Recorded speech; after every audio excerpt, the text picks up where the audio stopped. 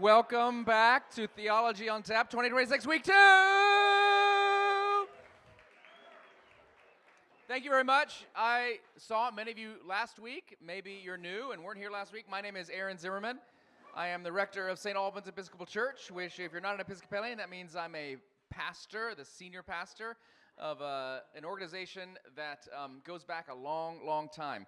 I want to welcome anybody here who it is your first time, or maybe you've been a couple times, in a non-timeshare, MLM kind of way. I want to welcome you and just let you know that if you do want to get to know Garrett, our other assistant rector over there, or me, and know more about St. Albans, we'd be happy to chat tonight. If you don't have time or just want to know more, you can fill out this card on your table, scan the code, whatever you want.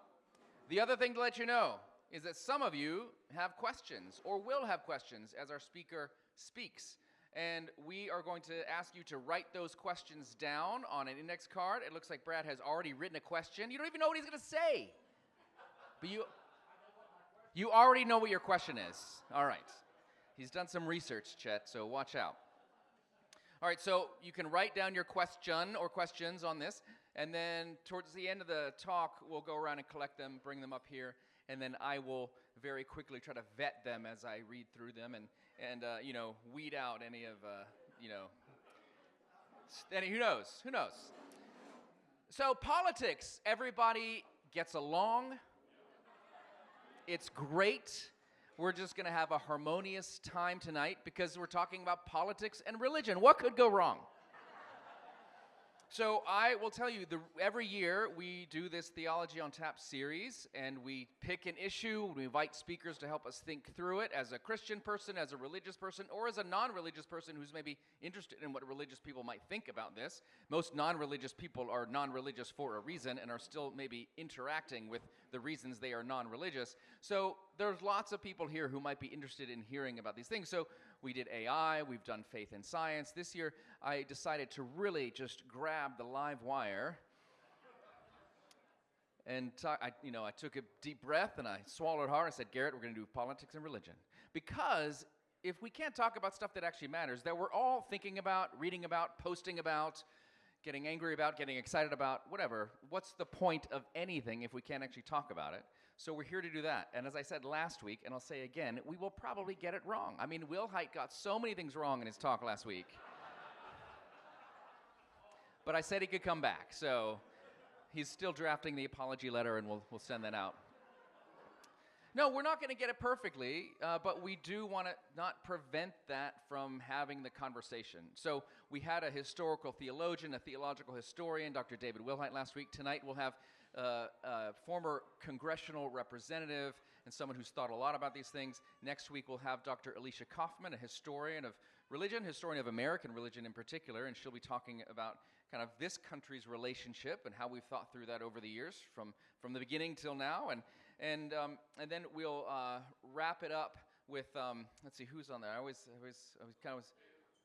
Yes, so Dr. Luke Winslow, who is in the communications department at Baylor, and he's someone who studies rhetoric, how we talk about things, and how we talk about things matters, the words we choose, and looking at how that has gone through time and how we use words now. So that's what the series is going to be.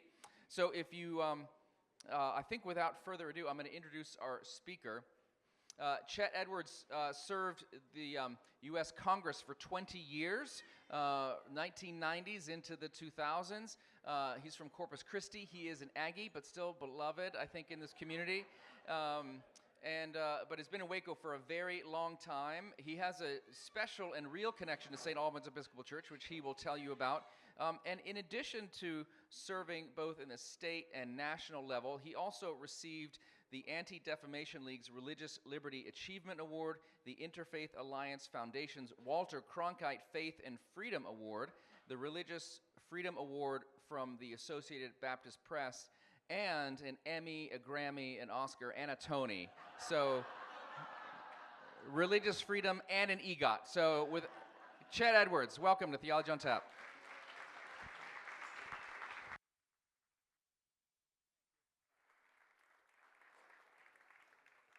I don't think of you have met Emmy and Tony. Who are they?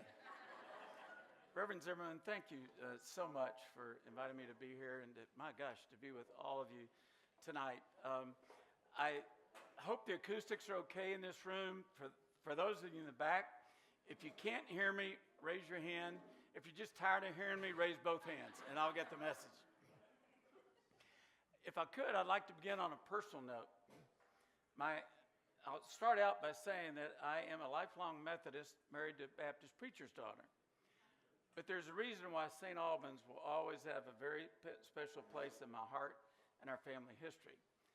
Because 34 years ago, I was dating my now wife of 33 years, Leanne, and she lived at 2910 Columbus Avenue, right across the street from St. Albans.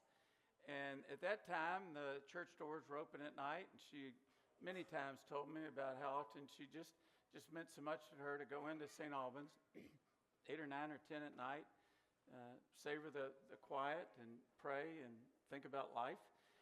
And so on the night, I decided that I was going to propose marriage to Leanne. I thought, why don't I stack the deck as best as I can? I know how much St. Albans meant to her.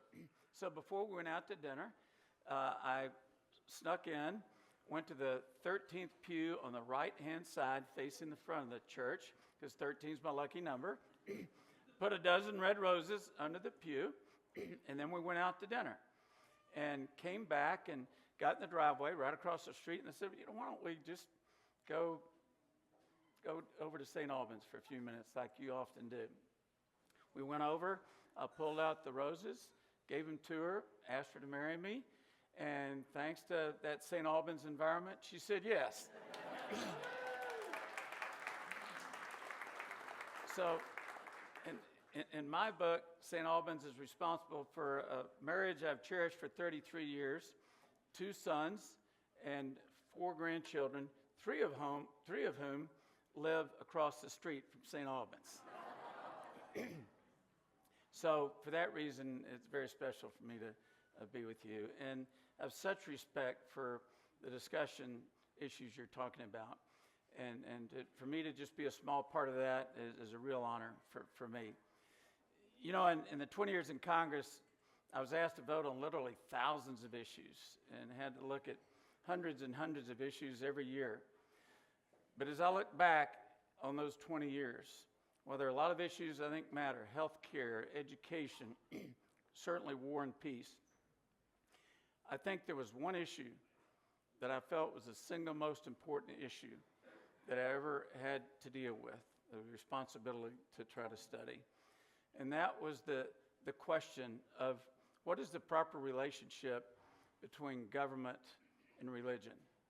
What is the proper relationship between church and state? And I came away thinking we can get it wrong in 1 year on appropriations on this program or that program and fix it the next year. But if we Americans undo the gift our founding fathers gave us, the principle of religious liberty and church-state separation, then we can unleash some forces like trying to put toothpaste back in the tube. We can probably never put back. So I just came away from those 20 years believing that religious freedom is the first freedom. Every other freedom we enjoy as Americans really begin with that first freedom of religious freedom. If we lose that, then all the other freedoms, freedom of association, the press and speech, can go out the window as well.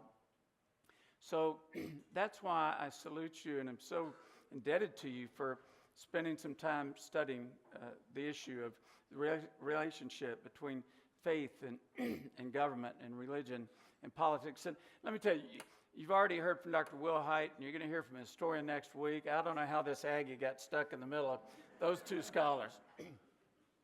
But maybe I can give you a little perspective of kind of a down-to-earth perspective of how the religion-government debate really is shaped in the world of politics that I lived in for 20 years in Congress. I really want to look forward to the discussion and hope you will ask questions. If you already have the question, I can tell you I may not have the answer, but I would look forward to hearing your thoughts, because I don't have a monopoly on wisdom. And so I have no right to think I have an answer to everything. I can't explain black holes in outer space. And I never did figure out calculus in college. So I have no right to think I'm always right on political issues. So I'll preface everything I say about that.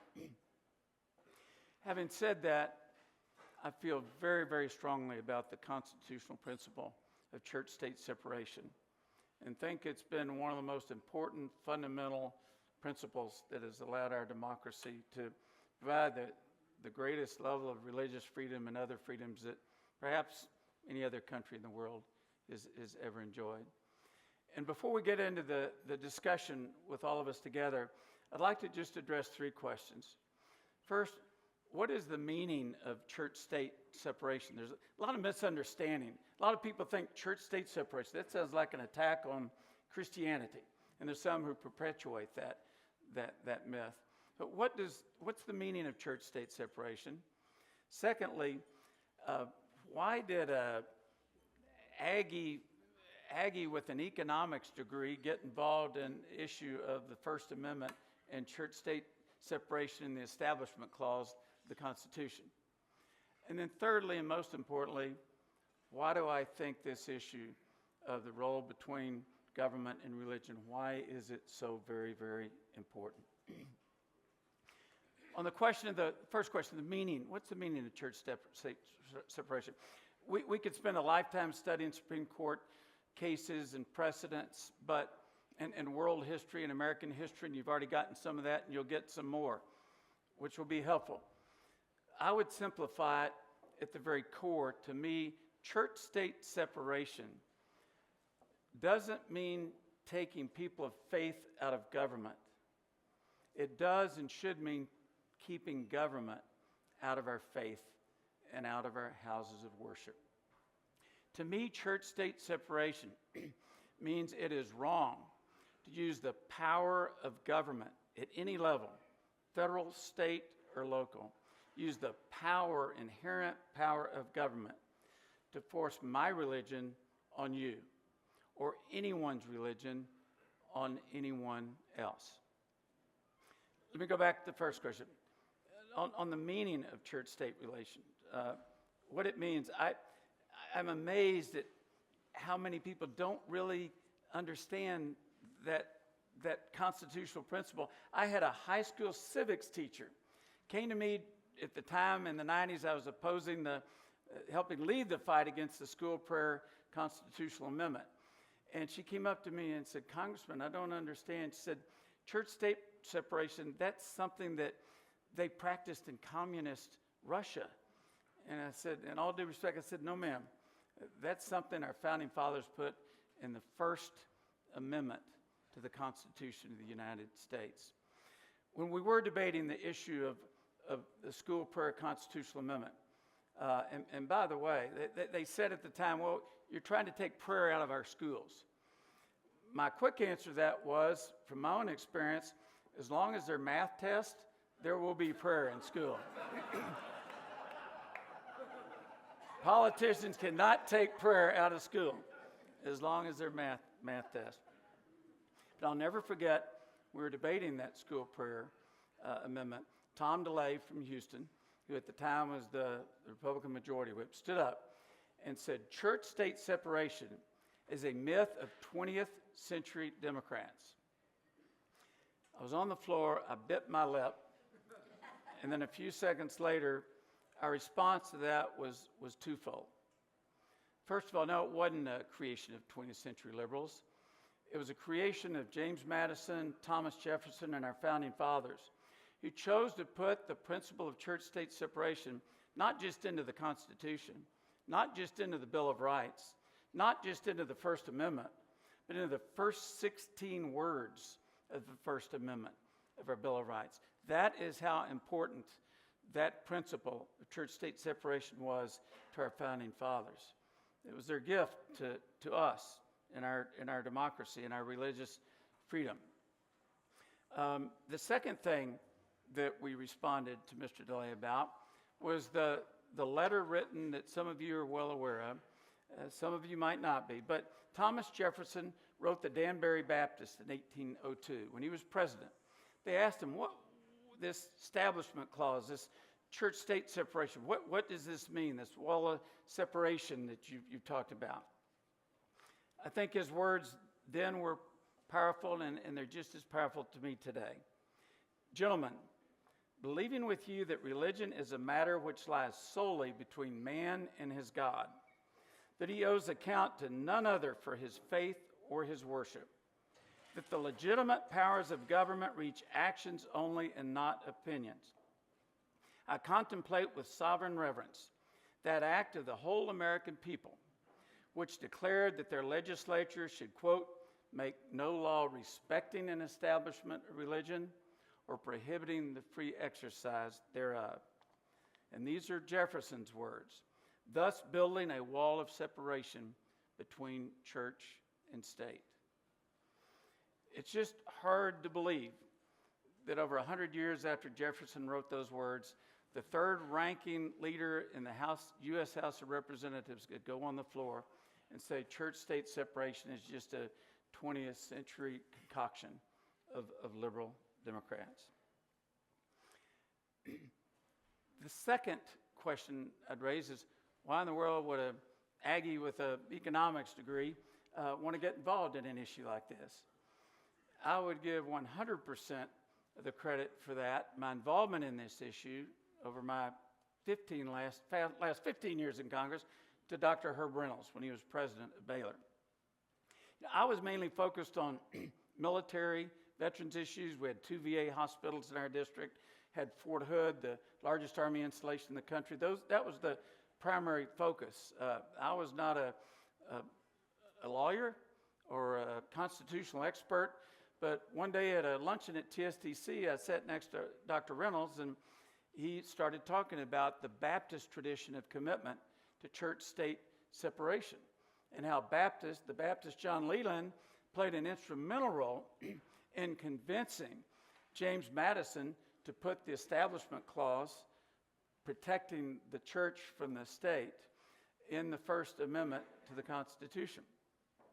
And he sent to me 2 days later the speech, the famous religious liberty speech given by George Truett, that the Truett Seminary at Baylor is now named after.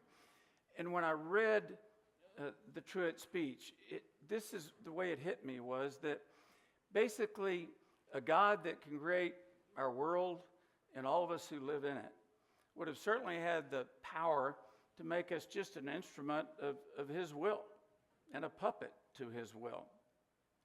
Yet God gave us the right to have faith or not to have faith. God gave us the right, the freedom to develop our own personal religious views. And I came out of reading that thinking that if religious freedom is a divine gift, which I believe it is, how sacrilegious it is for any politician, any elected official, to think he or she should have the power to limit that gift.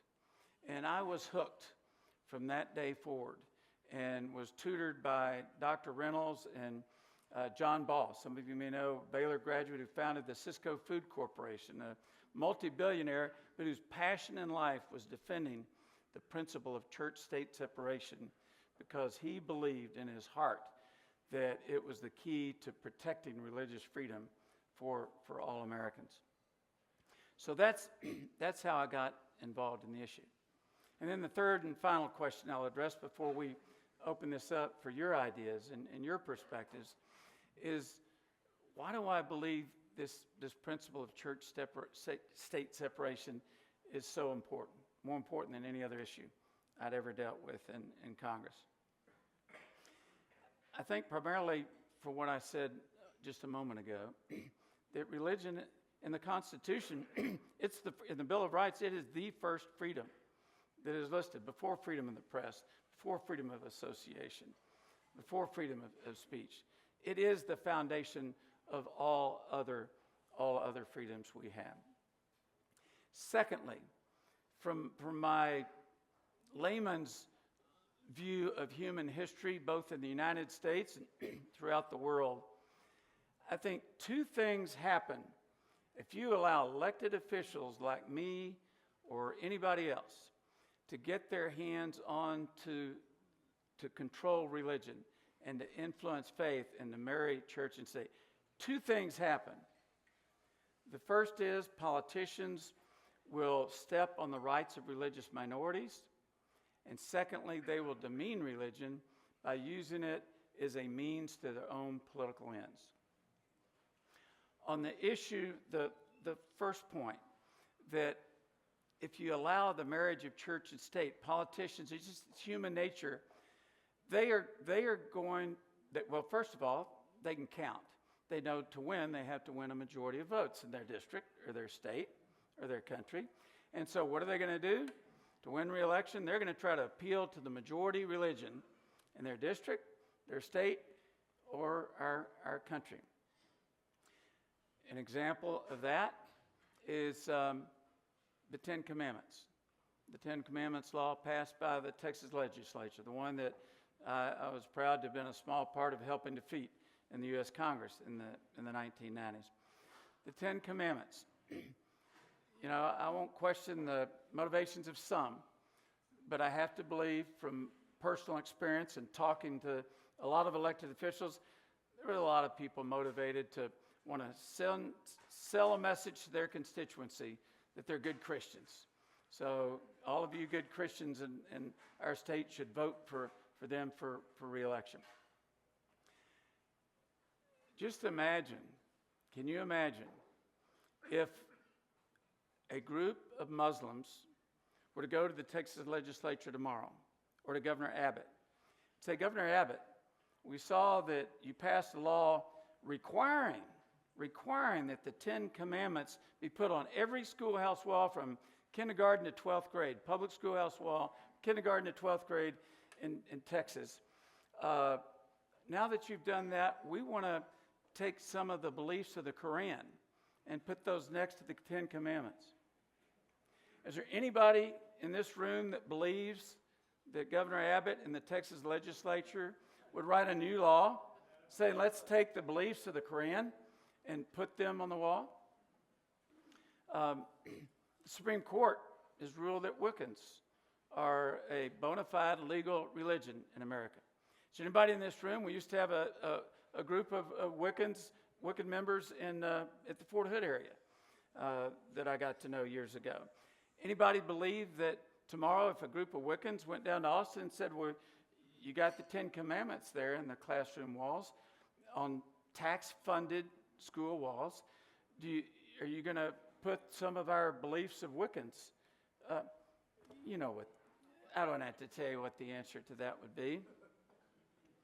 But yet, who gives politicians to decide that this religion is okay according to the government, but these religious beliefs are not? That doesn't sound like America to me, even though the people pushing the Ten Commandments made it sound like this was a pro-religious, pro-faith effort. But it is a perfect example of when you give politicians, when you break down the wall of separation between church and state, and you give politicians that power to influence our religious faith, they're going to use it, human nature being what it is, they're going to use it to step on the rights of religious minorities in order to ingratiate themselves with the religious majority. The other example of that was the school prayer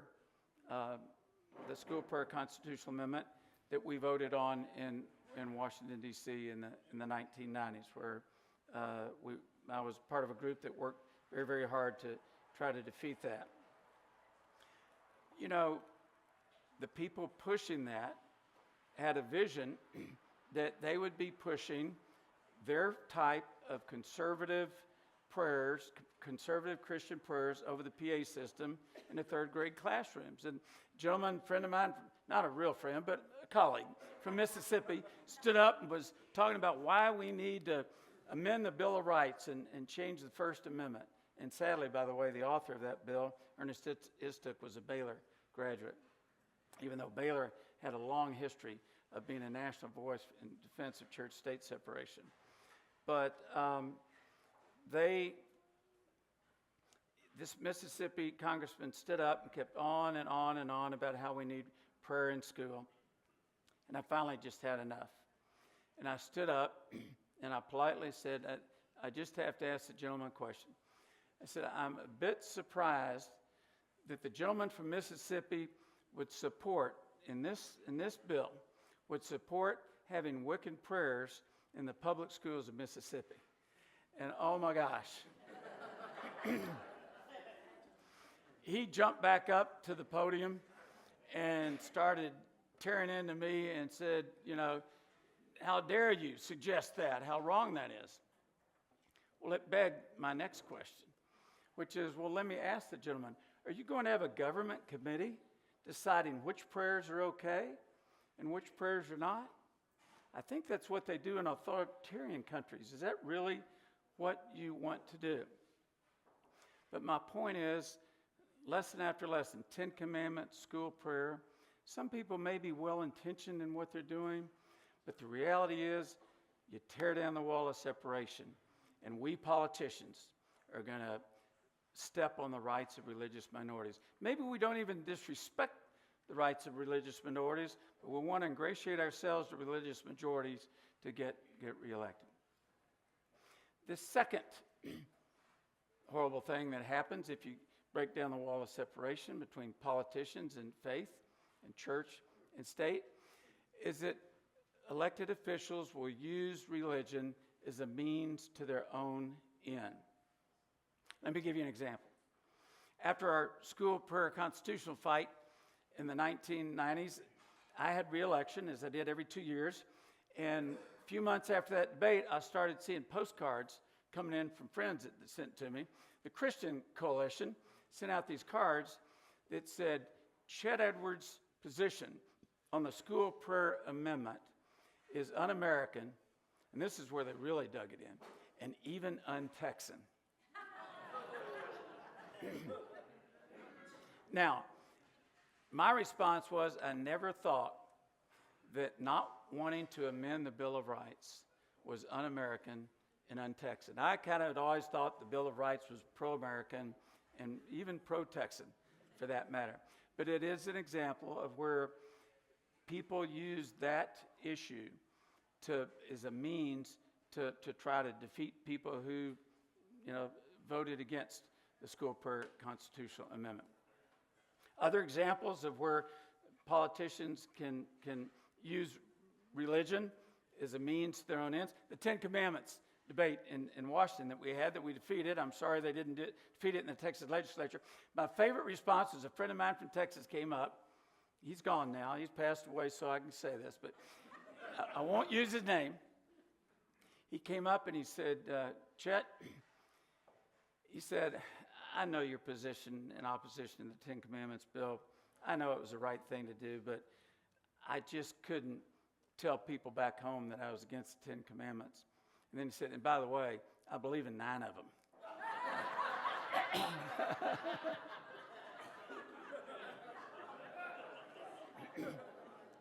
I won't tell you which one was the one he didn't believe in.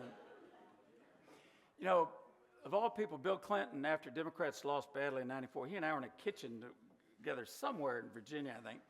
And he said something I've never forgotten. And think about this as you look at politics, and political issues, and even debate church-state issues. He said, Chet, the problem with us Democrats is we don't understand the difference between an issue and a message.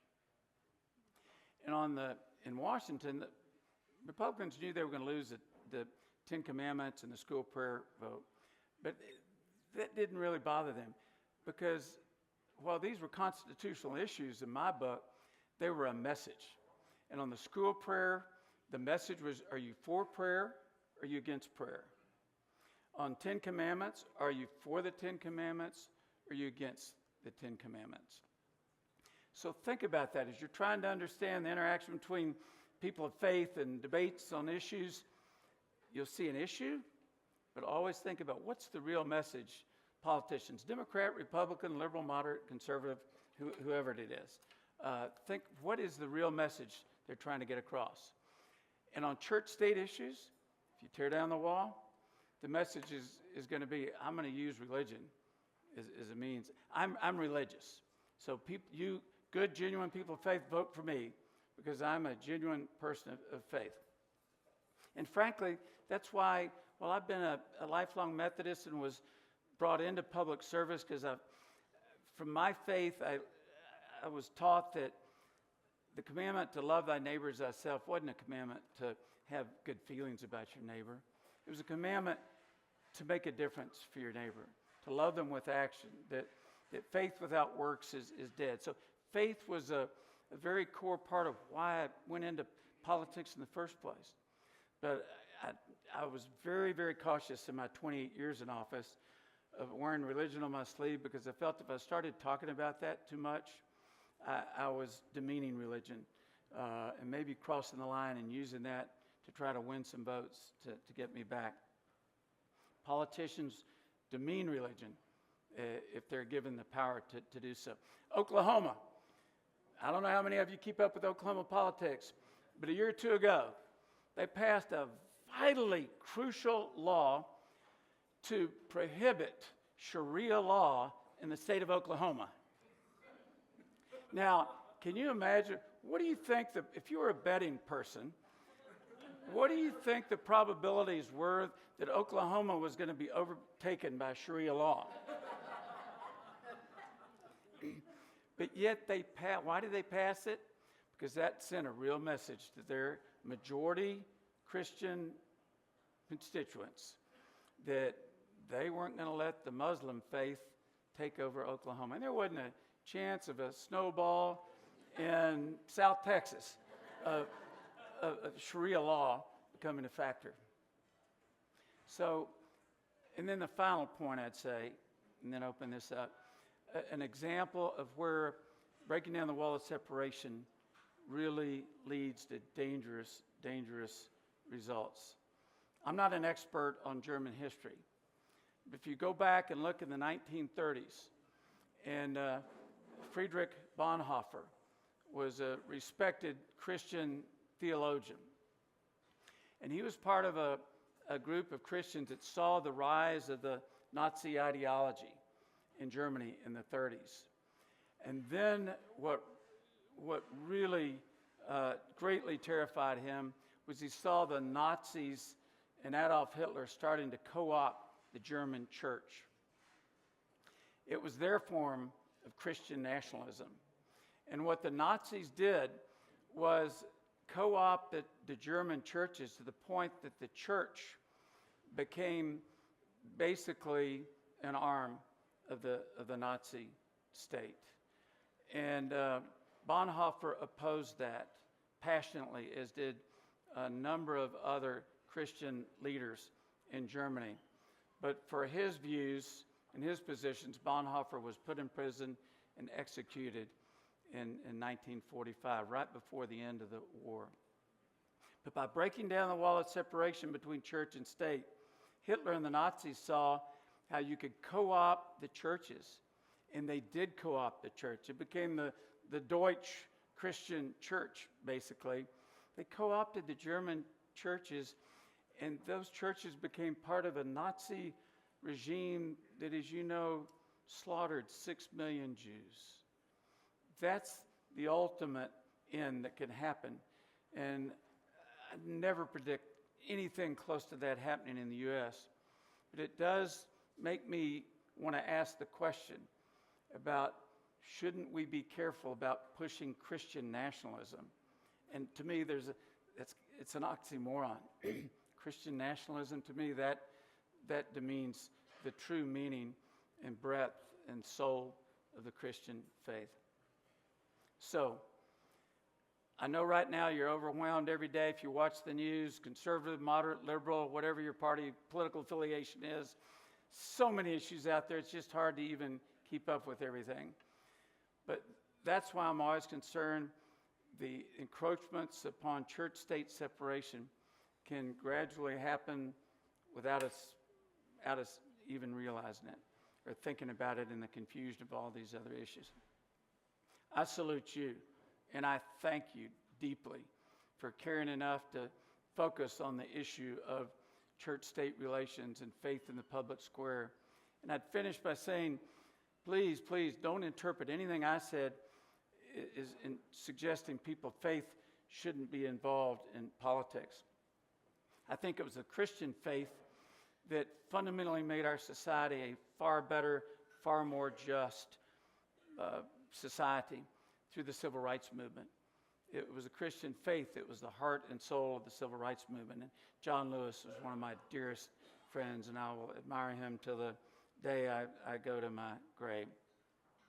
But while people of faith can, should, and must be involved in our government, I hope we will stand up to politicians who want to use their power and the power of government to force their religion on you or me.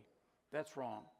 And we are so blessed to live in a country where our founding fathers, in the Bill of Rights, in that First Amendment, implemented a radical idea.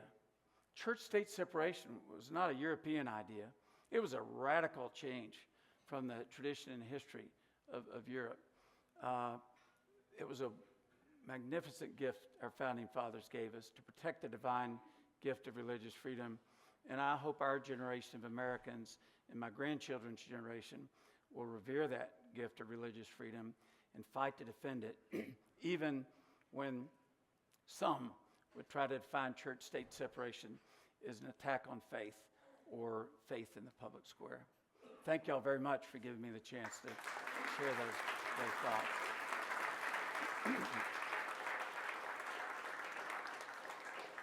We lose some time for Chet Edwards, Q&A? ladies and gentlemen. Yeah, let's take a seat. Thank you.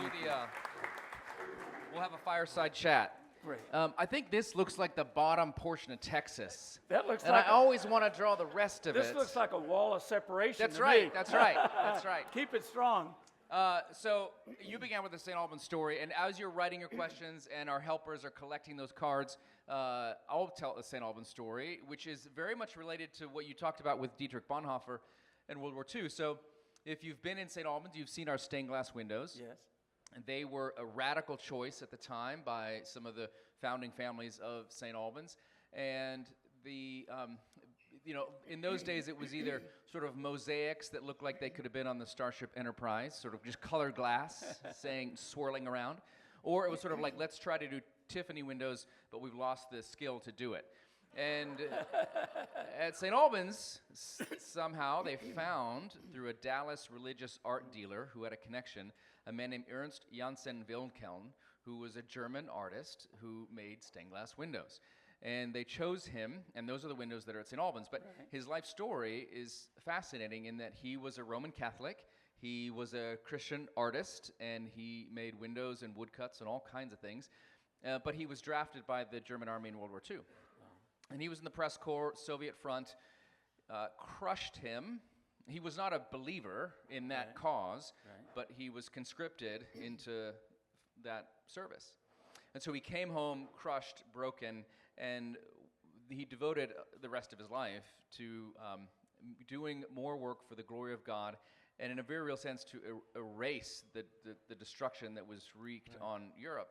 And one of the things that the Roman Church hired him to make large prints that they could then use to reproduce religious art, Stations of the Cross. They could put those in churches across Germany that had been bombed and the artwork had been destroyed.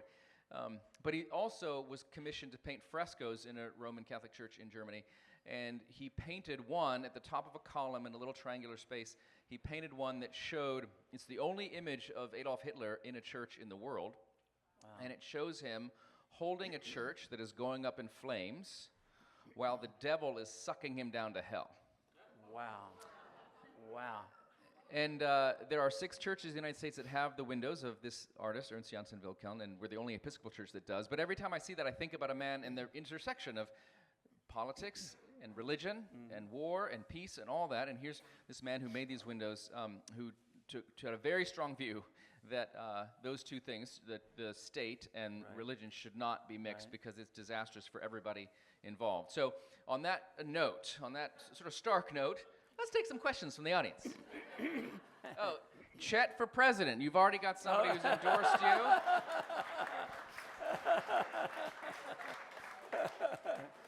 I'm glad know they're still kind and dreamer people in this world. I mean, it's Christian nationalism you mentioned, and last week Dr. Wilhite talked about that and said it's sort of it's not Christian and it's not American, and yet when I pull over to get gas and buy a Topo Chico when I'm driving, almost anywhere I stop, I can buy art in Texas at the gas station. Right. And art and beer. And a lot of it, is art that has the American flag and the Christian cross. Right. What's wrong with that? I love Jesus, I love America. That's what Tom Petty said in Free Fallin'. Why can't I combine those two things? I think you can love Jesus and you can love America, but to try to diminish Jesus and his message to all of us by making him a nationalist figure that's an American is just wrong. It's just flat wrong. And I think people forget that we didn't separate, our founding fathers didn't separate church from state, protect the government from churches. They really understood human nature in world history. They did church-state separation to protect churches from the state. And so... Okay. Well, here's another one. So one of the things that is this, so you won, congratulations. When it's befuddling and frustrating to see people who ignore facts, and I, that again, all human beings can ignore evidence. We all have confirmation bias. We seek things that prop up what we already believe, and we reject facts that are contrary to the decisions we've already made. So the question is, how do you, as someone, they call you someone who had a career of successful persuasion. How do we go about reasoning with or persuading or talking to people that disagree with us, our friends and neighbors who maybe see this issue or other issues differently? It's a good question, because if there's anything that puts our nation's democracy at risk, it's that we the people stop respecting each other and stop having the ability to differ, have different viewpoints and respect each other. I think we begin as Martin Luther King did during civil rights. His messaging wasn't primarily focused on Black America. It was reaching people of faith and talking about how we are all God's children and we should love our neighbor as thyself. So Dr. King, I think, gave us a model for how we can have dialogue and change the world in a better way. Start out by respecting those that we disagree with. Have empathy for them.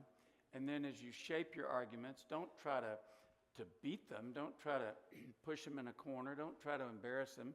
Don't scream at them.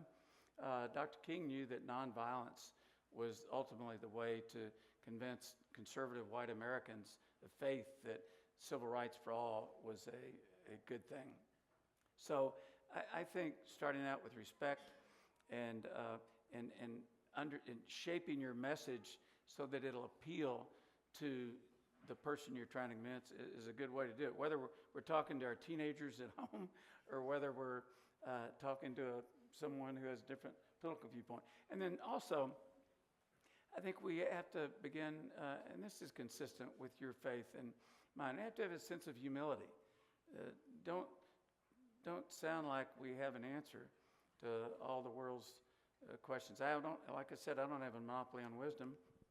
And so I think if people I talk to, I am passionate about religious liberty and its importance, and church-state separation being the foundation of our religious liberty. But I try not to come across as I'm perfect and you're not, and I'm right and you're wrong. And if the next generation of young people, the students at Baylor and MCC and TSDC, can bring back respect and listening and empathy and decency to our public debate, our democracy will be much the better for it. Thank you. Well, so there are people that, in an effort, maybe this is separating church and state or government and religion, when people want to talk about the moral life of a political candidate, maybe that has religious dimensions, maybe not, and folks will sometimes say, well, this person shouldn't be in office because she or he is immoral and doesn't live up to Christian values. Sometimes there's people who say, there's someone who doesn't live up to Christian morals and values, and yet I do want that person in office. And you hear the phrase, you're voting for a politician, not a pastor. How do you think through how should voters approach that question of someone's own personal faith, morals, their moral conduct? Does that matter? Should that matter? And what do you think about that? And are you sanctified? Well, well, I will begin by saying I've admitted to my wife, I know I made a mistake in my life sometime, but even if I can't remember it, so it get me in trouble. You just said to be humble, and that was so humble. That's right. That's the best humbleness I've ever seen. When I think about morality, first of all, as voters, you have every right to judge people by their character. Why do we admire George Washington as our first president? Maybe one of our 1, 2, or 3 greatest presidents, because of his integrity. Even though the story about chopping down the cherry tree might have been a myth. But, as I represented Fort Hood and met with 3- and 4-star Army generals, I'd often ask them about what's it take to be a leader. Integrity was always at the very top of that list. You could have IQ, you could have intelligence, you could have military skills, but if you didn't have integrity, then ultimately you weren't going to be a great Army leader. Ask business people what matters. Integrity. Look at what happened to Enron when they lost their moral compass. Absolutely, I think integrity matters. And this idea that,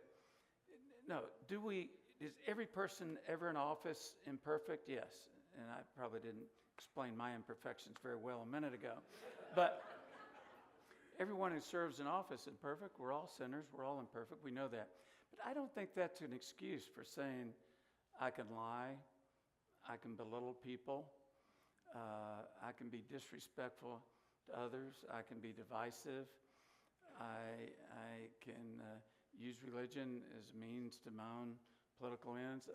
I just have a hard time buying into the argument that, we should be blind to somebody's character because they're pushing the Christian faith in the way that I want to see it supported. So, John Jay, we've got some people who read the Federalist Papers. Federalist Papers number 2, you knew that though. John Jay, who was an Episcopalian and started St. Matthew's Church in Bedford, New York. So if you're ever in Martha Stewart's neck of the woods, go to St. Matthew's on Sunday. John's always the rector there, a good friend of mine. So, Providence, he said, John Jay wrote, Providence has been pleased to give this country to one united people, a people descended from the same ancestors, speaking the same language, professing the same religion. So John Jay is invoking Providence with a capital P and not meaning the capital of Rhode Island. Right. And to give to us, people the same language, same ancestors, so a cultural, ethnic kind of heritage, and the same religious beliefs. So he sees a connection between some of those cultural and religious identifiers and the United States of America. This person asked, was he wrong? Was John Jay wrong? I would say yes. And all due respect to a man that was far brighter than I would ever be. But we weren't people of all one faith. A lot of conservative Christians, and I don't know what I mean by that term, but self-described conservative Christians talk about, Thomas Jefferson talked about God and faith.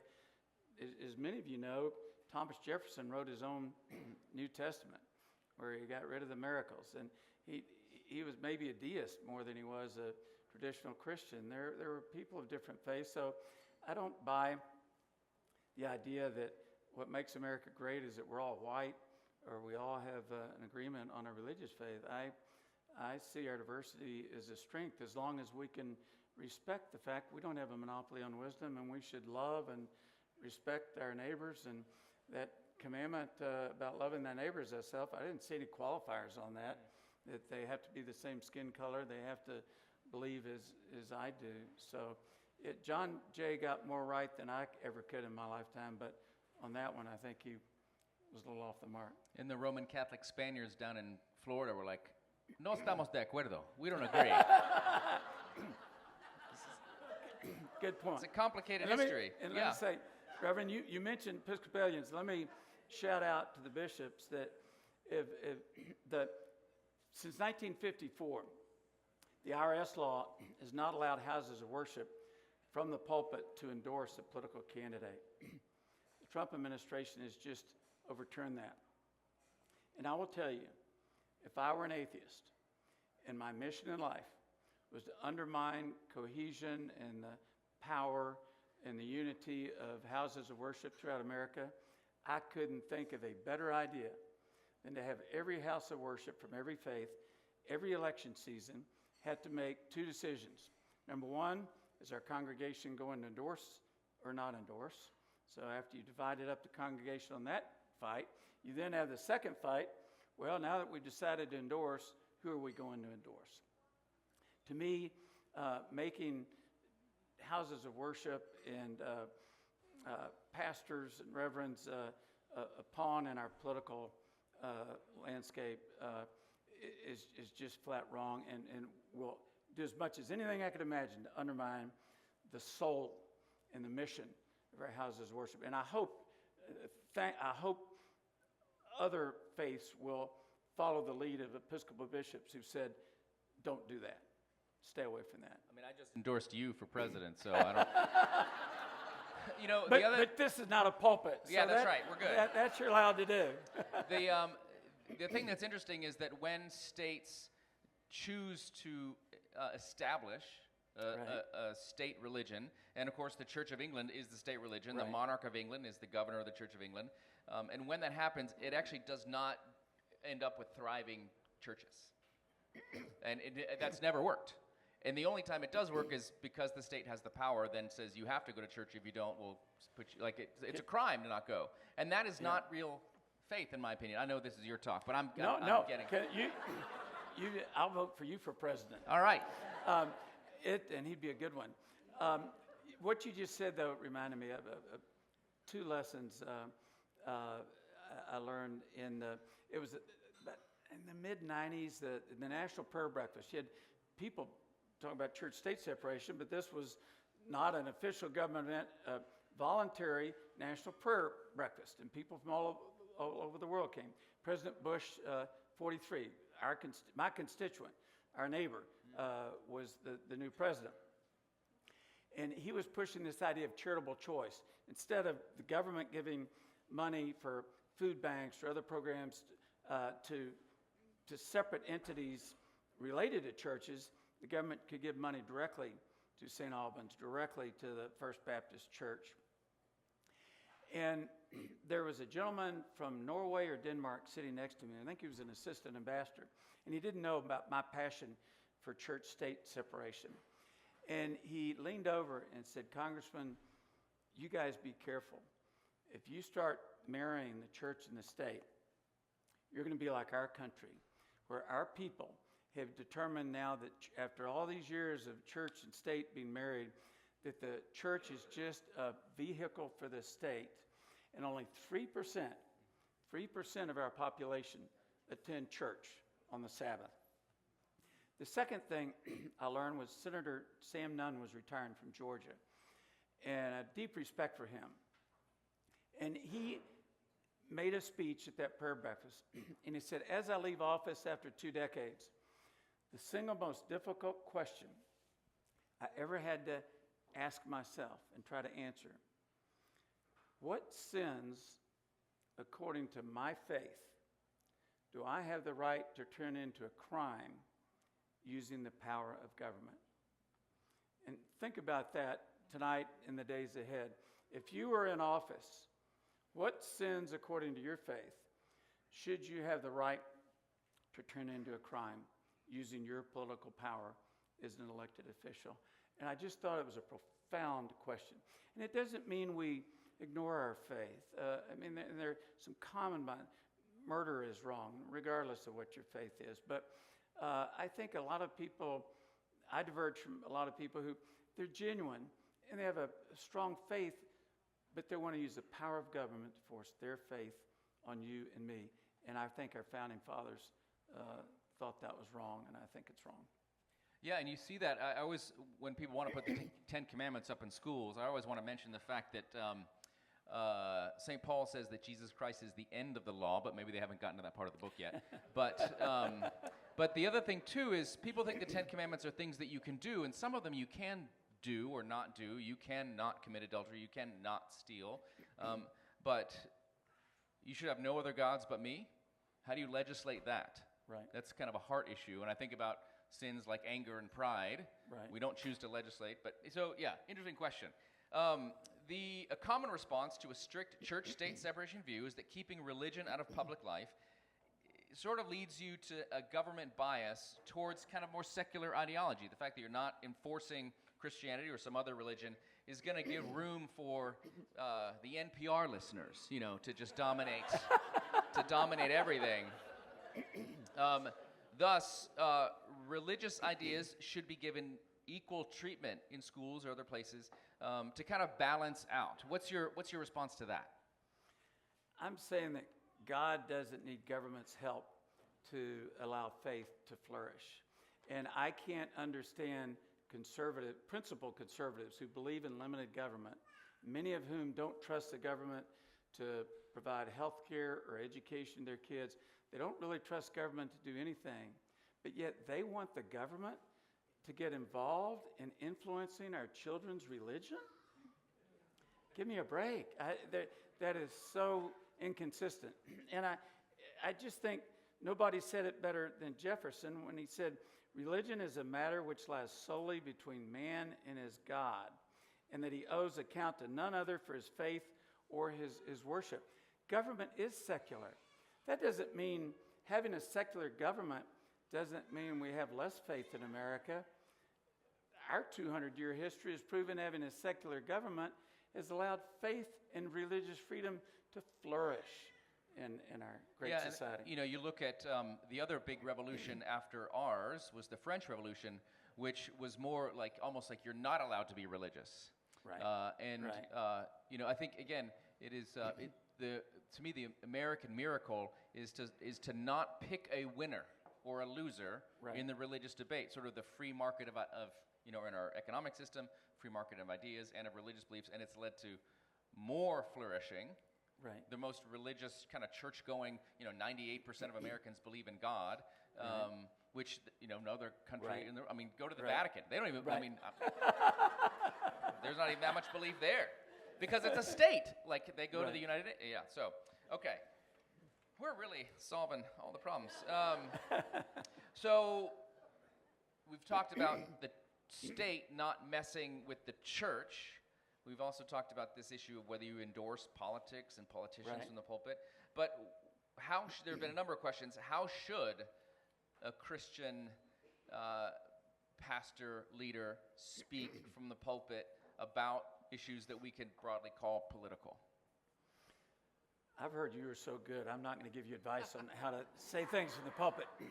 But I think the civil rights, I guess one reason I went into politics was very moved by that civil rights movement in the 1960s. I think it moved us from a society where Black World War II veterans couldn't eat in restaurants in Waco, Texas, or sleep in our hotels with their families on vacation. The civil rights movement in my lifetime is the greatest social movement. It's made our country a better place, and I thank God for that movement. I think the religious leaders were vastly influential in the civil rights movement and its success. And people of faith have every right to speak out and share the values that are a core part of your faith. And pastors, reverends can actually support candidates, but the law until recently was you just can't do it from the pulpit to make the church itself an endorsing body in a political campaign. And let me tell you what, if that spreads across the country, churches are going to become political action committees. Because then if I give a political contribution of $1,000, that's not tax deductible.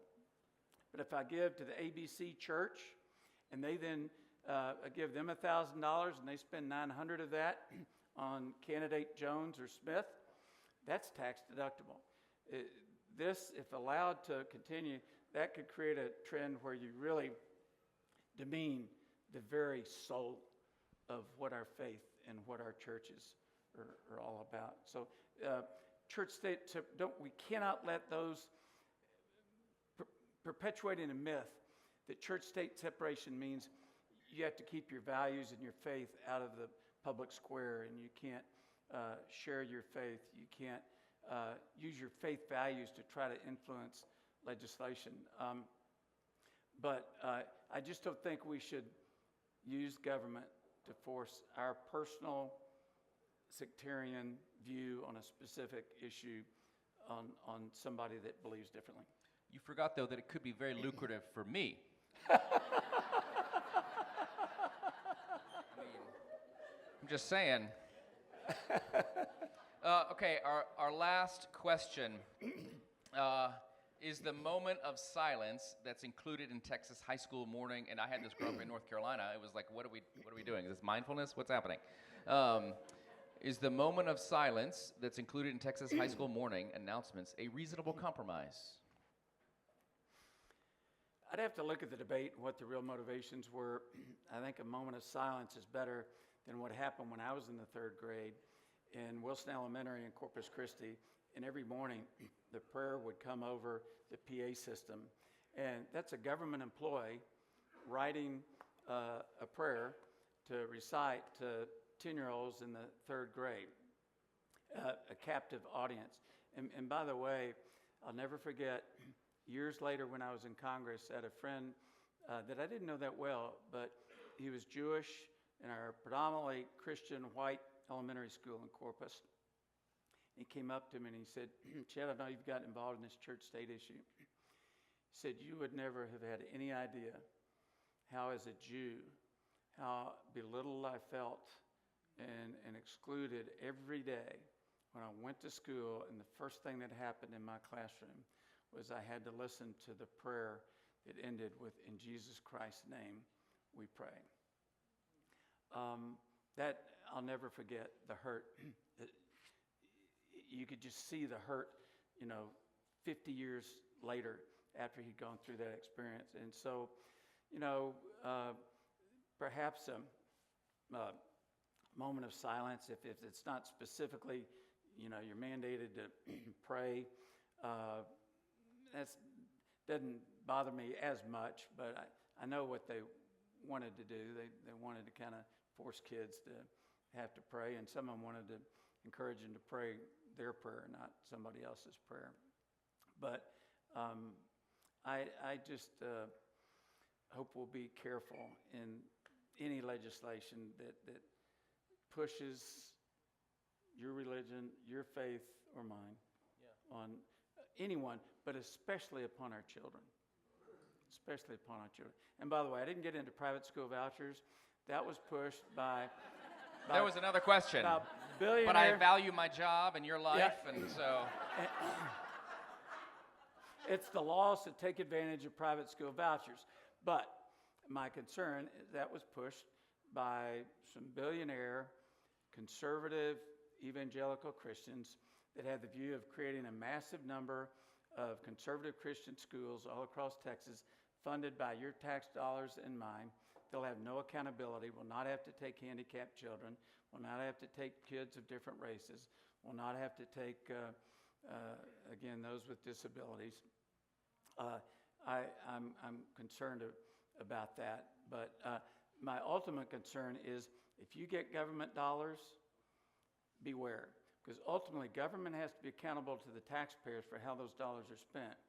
So as a church, when you start getting dollars directly from Uncle Sam, someday, a year from now, 10 years from now, 15 years from now, Uncle Sam's going to come in and tell you that you can't preach this faith lesson. And to me, the value of private religious schools is you can openly share your faith with children. And that's a freedom that that we ought to have. And I'll say, I recognize that there are people in this room that have probably multiple viewpoints on everything we've discussed tonight. And if you feel like your view was represented, maybe not in the way you would describe it, or you'd want to say another thing, or I would encourage you to, Chet's going to stay around for a little bit. He's, like you got like 2 hours. And, Sure. but also, like, Garrett and I were happy to talk more about this. Like, this is not the only chance we have to do this. And so do let us know, and maybe we can incorporate those conversations into further series that we do at St. Albans or in places like this. So, but let's give it up for Chet Edwards. Thank you. Thank you very much. Thank you very much. I really enjoyed it.